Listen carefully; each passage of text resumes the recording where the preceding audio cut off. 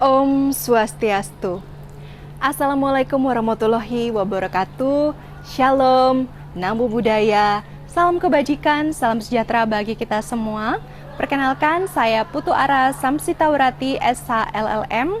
Saya merupakan salah satu dosen tetap di lingkungan Fakultas Hukum Universitas Udayana, khususnya program studi Strata 1 Ilmu Hukum. Dalam kesempatan ini, izinkan saya untuk menyampaikan video sebagai bahan dari salah satu syarat mendapatkan sertifikasi dosen, khususnya mengenai pernyataan diri dosen dalam unjuk kerja Tridharma Perguruan Tinggi atau PDD UKT-PT dalam bidang pengajaran yang sesuai dengan salah satu mata kuliah yang memang saya ampu di Fakultas Hukum Universitas Udayana, yaitu mengenai hak atas kekayaan intelektual.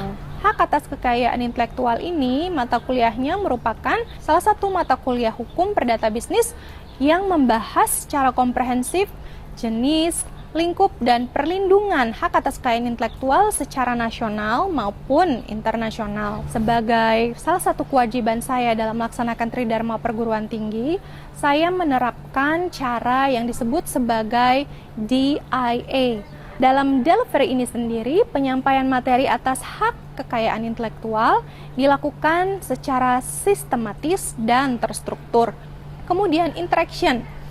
Dalam kelas hak atas kekayaan intelektual, saya membangun tidak hanya antara interaksi dosen dan mahasiswa saja, tapi mahasiswa juga harus mampu berinteraksi antar mahasiswa. Program studi S1 Ilmu Hukum, Fakultas Hukum Universitas Udayana, itu mengadopsi pembelajaran yang berpusat pada mahasiswa atau student-centered learning.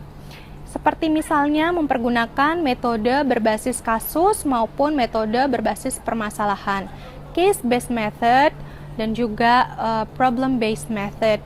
Dalam mata kuliah hak atas kekayaan intelektual ini, saya mempergunakan kombinasi dari metode-metode tersebut.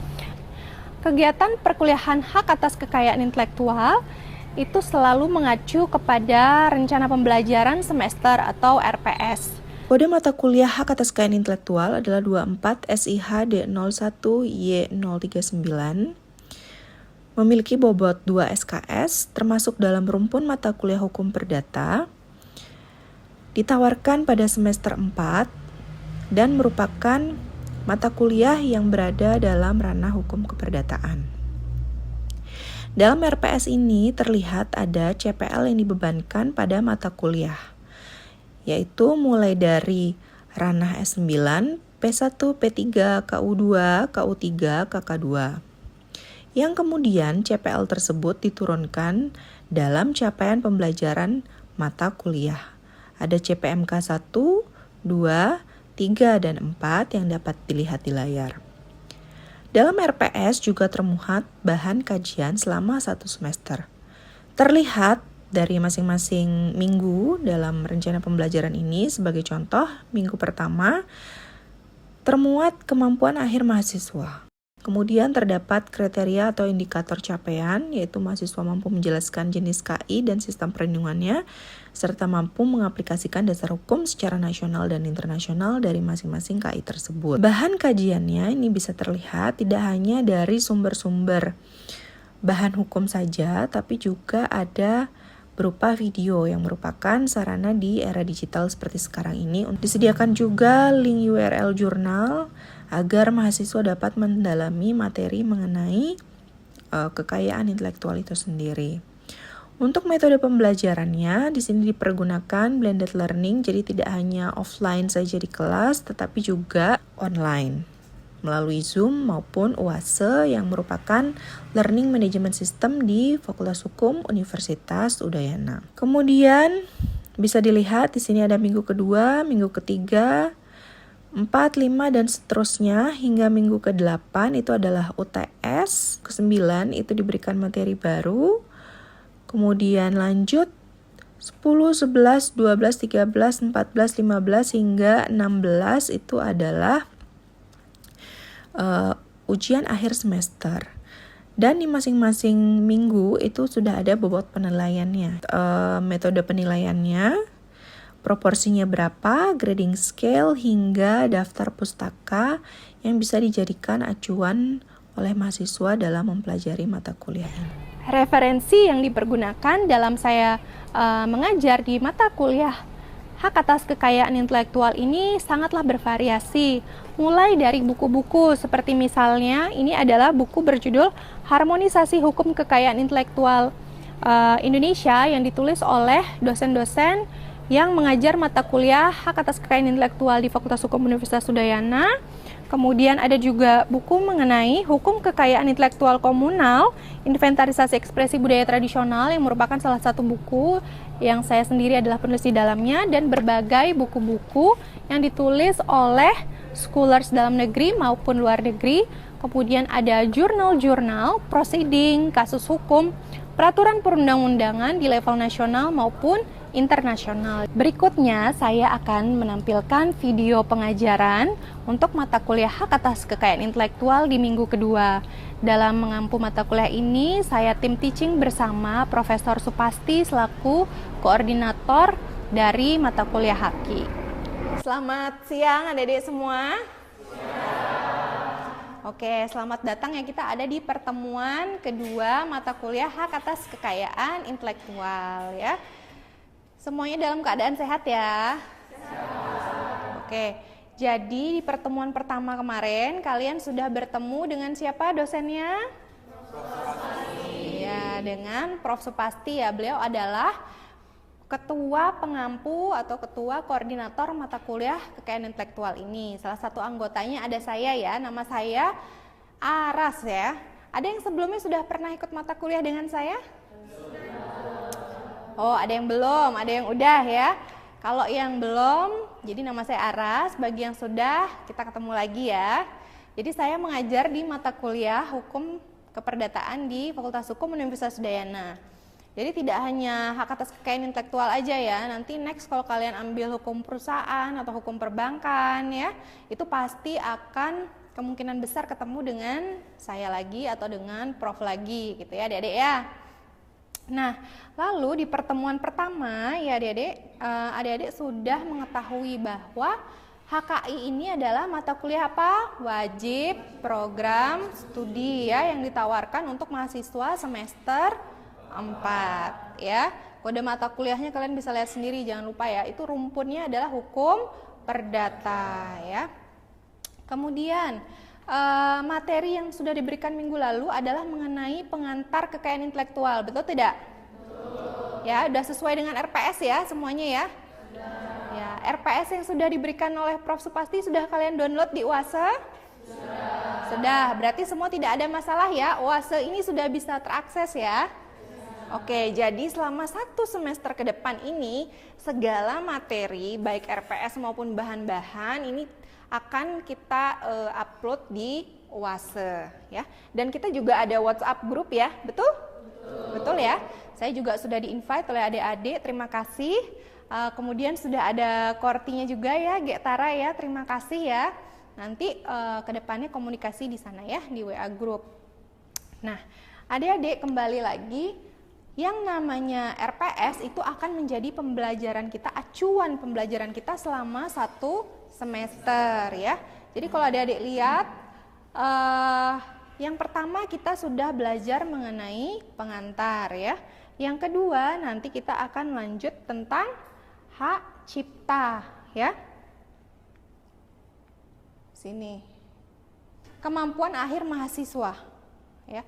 Di pertemuan kedua ini kamnya itu adalah saudara-saudara sekalian mampu menjelaskan, mengaplikasikan, dan menganalisis dengan bertanggung jawab hak cipta dan perlindungan hukumnya di level nasional dan internasional. Kemudian indikator capaian apa? Kalian mampu menjelaskan pengertian, subjek, objek, ya, hak cipta itu seperti apa, hak eksklusif itu seperti apa, ya, sistem perlindungan hak cipta itu seperti apa. Jadi diingat-ingat ya, nanti RPS-nya dibaca-baca ya. Di sana ada CPL ya, capaian pembelajaran lulusan yang diturunkan di dalam CPMK. Jadi tiap-tiap pertemuan itu ada ya. Oke, jadi selain kita akan mempergunakan materi-materi ya, buku hak kekayaan intelektual ya, buku harmonisasi yang sudah ditunjukkan minggu lalu. Tambahan untuk pertemuan ini kita akan juga mempergunakan apa ini? Bahan berupa video. Oke adik-adik. Jadi video yang akan adik-adik tonton dan juga yang sebelah sini adalah link video ya di Morning Show KI. Jadi itu menambah wawasan kalian tentang hak cipta. Yang di sebelah kiri itu adalah bahan-bahan jurnal yang penting juga untuk kalian pelajari ya untuk memperdalam materi mengenai hak cipta. Oke, kita lanjut. Jangan lupa ya, ini nanti kalian di kelas interaksi dengan baik, diskusi ya untuk kita membangun interaksi ya. Kemudian proses nanti akan terdiri dari penilaian proses belajar dan juga penilaian hasil belajar kalian ya. Oke, ada yang masih ingat nggak? Kita brainstorming dulu ya sebelum masuk materi minggu kedua ya.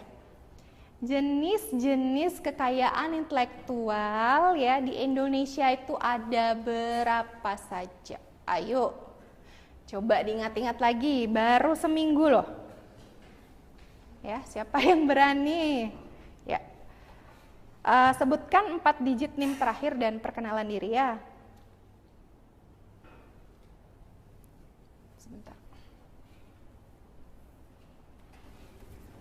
Baik Ibu, perkenalkan saya Doi Diana dengan NIM akhir 1110. Nah, untuk jenis-jenis KI yang saya ketahui yang ada di Indonesia itu ada 7. Yang pertama ada hak cipta, kemudian ada paten, ada merek, ada desain industri, kemudian ada indikasi geografis, kemudian ada rahasia dagang, dan desain tata letak sirkuit terpadu. Oke, tepuk tangan ya.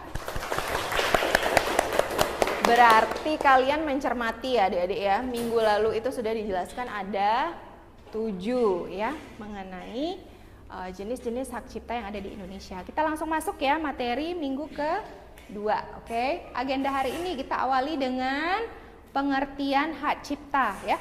Sebagai mahasiswa Fakultas Hukum, saya selalu mengajak kalian untuk apa?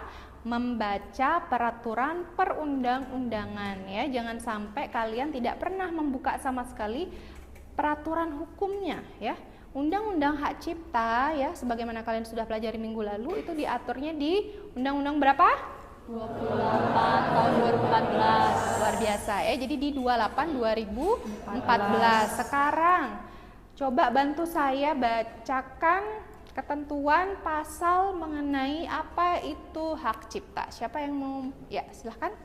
Pasal 1, Angka 1, hak cipta adalah hak eksklusif pencipta yang timbul secara otomatis berdasarkan prinsip deklaratif setelah suatu ciptaan diwujudkan dalam bentuk nyata tanpa mengurangi pembatasan sesuai dengan ketentuan peraturan perundang-undangan. Baik, jadi dari sana adik-adik mengetahui ya bahwa apa? Hak cipta itu lahir secara otomatis ketika sudah diwujudkan dalam bentuk nyata. Karya di bidang ilmu pengetahuan, seni, dan sastra. Kalau tadi lukisan, lagu itu masuk di kategori seni. Ya, ini dia. Tapi kalau misalnya kalian berbicara karya tulis, kalian semua pasti pada diminta untuk nulis jurnal kan? Betul nggak? Ada yang jurnalnya udah terbit mungkin atau lagi on progress nulis? Ada? Oke, boleh angkat tangan siapa yang lagi on progress? Oke. Nanti kalau misalnya kayak Tara ya, hasil buah pikirannya ya, itu dituangkan, terus nanti dipublish jadi jurnal, saat itu juga diberikan perlindungan karena karyanya Gek Tara itu termasuk objek perlindungan hak cipta di ranah karya tulis. Ya, itu ada di pasal 40 huruf apa ayo? Huruf A. Ya, jadi dapat perlindungan. Oke. Kemudian Gek Tara ini adalah subjek. Yang menciptakan hak cipta disebut apa? Kira-kira pencipta. Oke, ada yang mau bantu nggak? Coba cari di Undang-Undang Hak Cipta siapa itu pencipta ya? Siapa kira-kira pencipta? Ada yang mau bantu? Oke, silahkan.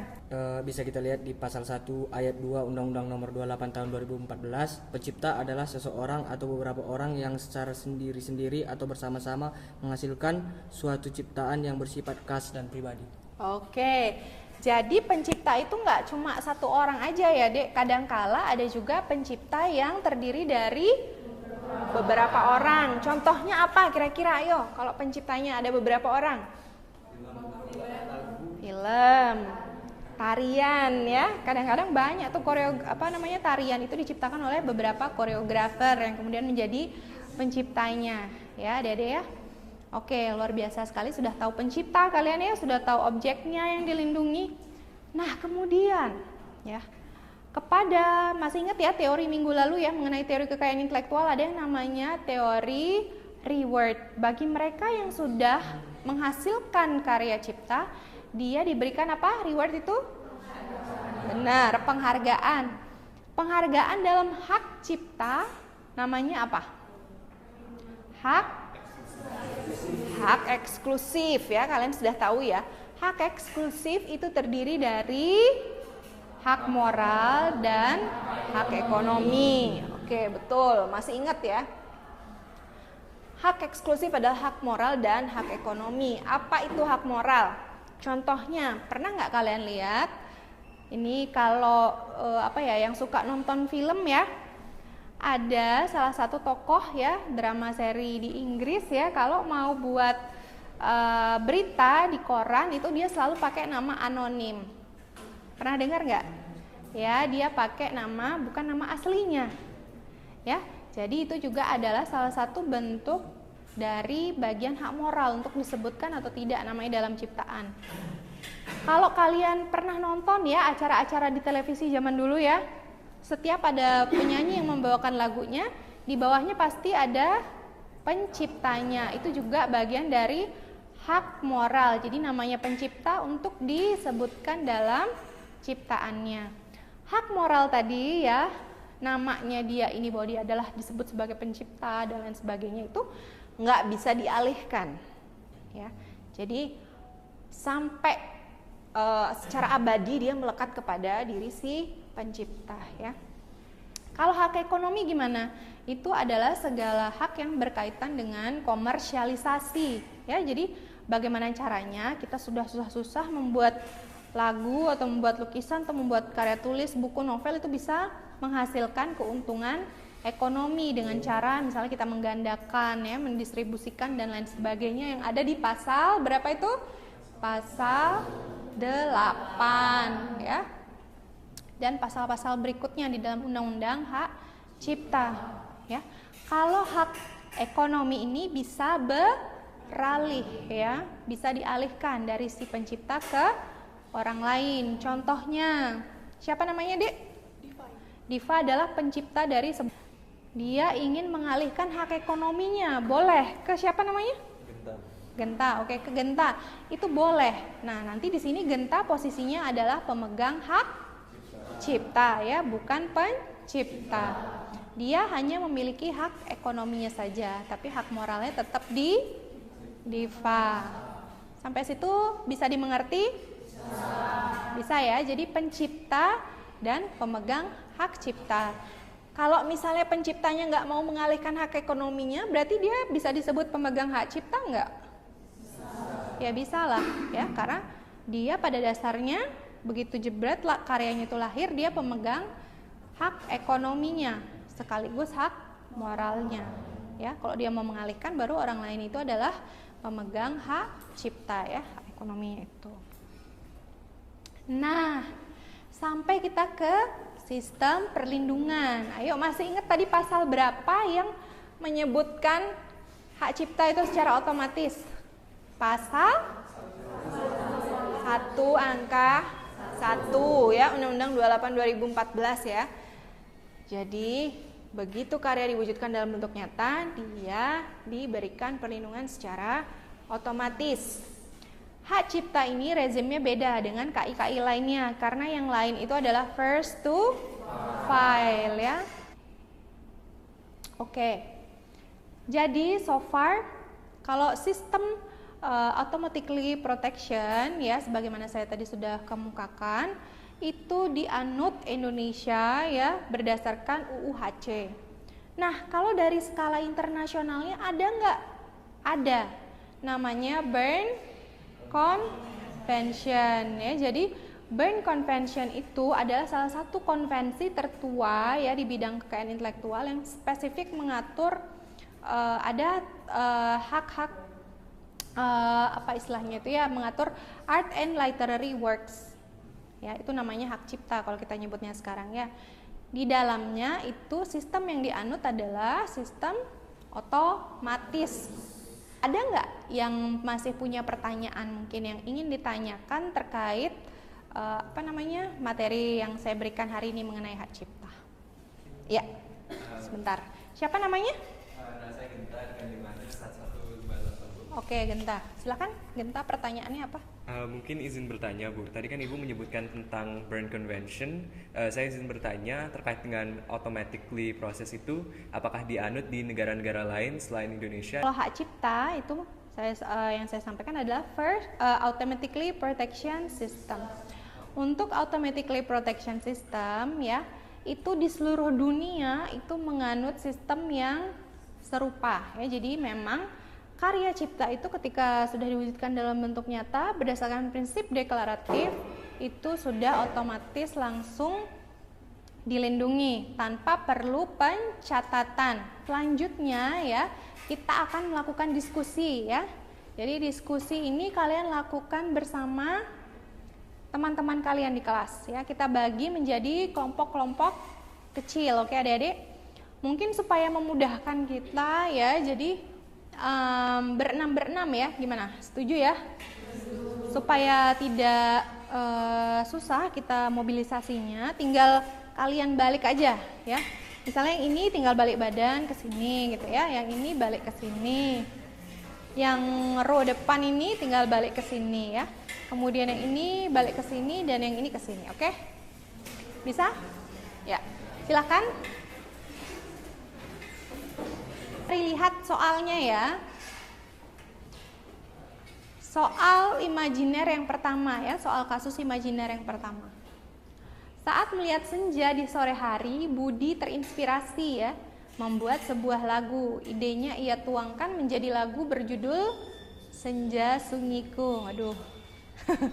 Apakah lagu atau musik dapat dilindungi hak kekayaan intelektual di Indonesia ya?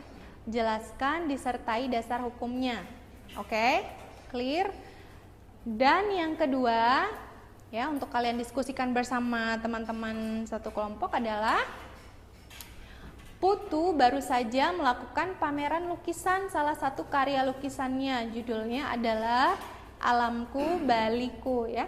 Pendaftaran hak cipta lukisan berjudul Alamku Baliku wajib dilakukan oleh Putu. Pertanyaannya adalah, jelaskan apakah pernyataan yang berwarna merah itu benar atau salah ya, disertai dengan dasar hukumnya ya. Saya akan berikan kalian waktu kurang lebih 15 menit ya. Jadi untuk berdiskusi bersama rekan-rekannya dan menyiapkan jawaban. Sesi diskusinya 15 menit sudah. Gimana tadi? Udah saling bertukar pikiran? Sudah mencari dasar hukumnya ya? Siapa yang mau mencoba menjawab? Oke. Kita coba dua-duanya ya, karena semangat sekali tadi di sini. Jadi adik dulu, karena duluan mengangkat tangan. Namanya siapa? Saya perkenalkan, nama saya Dimas Setiawan dengan NIM akhir 1116. Jadi menurut kasus yang kedua itu pendaftaran hak cipta apakah wajib dilakukan? Jadi menurut dari kelompok kami tidak. Berdasarkan pasal 1 angka 1 disebutkan bahwa hak cipta bersifat otomatis, di mana saat suatu ciptaan dibuat, hak cipta sudah terlahir. Pendaftaran hak cipta hanya bersifat secara deklaratif dan atas niat penciptanya sendiri. Jawabannya sudah benar tadi ya, sifatnya adalah otomatis, berarti tidak perlu dicatatkan. Yang masih bisa ditambahkan apa?